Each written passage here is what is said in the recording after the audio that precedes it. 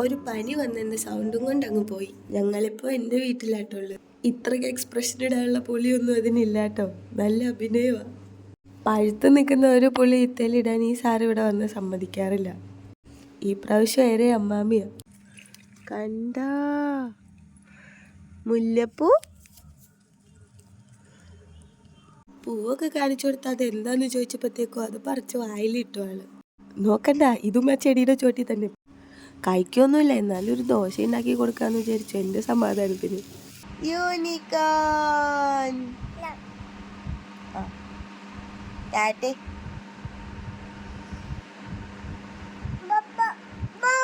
അതിന്റെ കാലെവിടെയാ? വാല്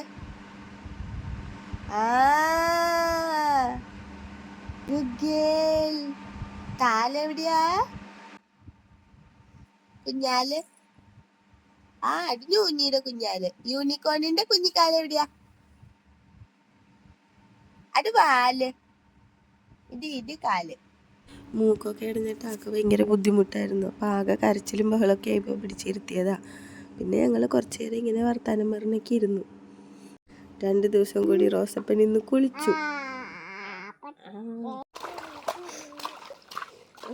അവനെ അമ്മാമിക്ക് കൊടുത്തിട്ട് ഞാനൊന്ന് മേലെ കഴുകിയിട്ട് വരാമെന്ന് വിചാരിച്ചു. അതെ, സെയിം സ്ഥലം തന്നെ, പുള്ളിയുടെ ചുവട്ടിൽ. പഴുത്തതെല്ലാം കഴിഞ്ഞു, ഇനി പച്ചയാവാം. ഞാൻ വന്നപ്പോൾ റോസപ്പൻ ഒരു പുതിയ സാധനത്തിനെ കണ്ട് നോക്കിക്കൊണ്ടിരിക്കുകയാണേ. അതെന്നത്?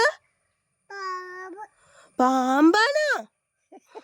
അച്ഛോ, പാമ്പ്? ആ, റോസപ്പൻ ആദ്യമായിട്ട് അട്ടേനെ കാണുന്നത്. പിന്നെ ഒരു സാധനത്തിൻ്റെയും പേടിയില്ലാത്തതുകൊണ്ട് അട്ടേനെയും ഒട്ടും പേടിയില്ലായിരുന്നു. എൻ്റെ അട്ട ആരാത്? റോസ് കുഞ്ഞിന് ആകെ പേടിയുള്ളത് പടക്കം പൊട്ടുന്ന സൗണ്ടും ഇടിവെട്ടുന്ന സൗണ്ടൊക്കെയാണ്. അപ്പം ഞാൻ അട്ടേനെ തൊടാൻ പോയപ്പോൾ അട്ട പൊട്ടിത്തെറിക്കും എന്ന് പറഞ്ഞുകൊണ്ടാണ് മാറിപ്പോകുന്നത്. പിന്നെ ഇവിടെ ഒരാൾ അമ്മ വന്നത് നോക്കി കിടക്കുന്നതായിട്ടാണ് കാണുന്നത്. കുഞ്ഞു പിള്ളേരെ പോലെ അവൻ നോക്കിയിരിക്കണേ.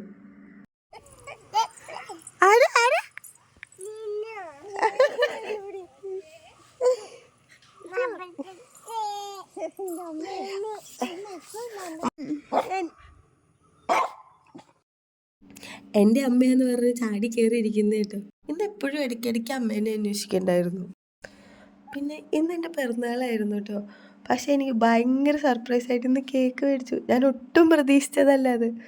പിന്നെ റോസ് കുഞ്ഞിൻ്റെ അച്ഛയും മാമനും ഉണ്ടായിരുന്നെങ്കിൽ കുറച്ചുകൂടി കളറായിരുന്നു. അപ്പം അത്രയ്ക്കുള്ളൂ. ടാറ്റാ.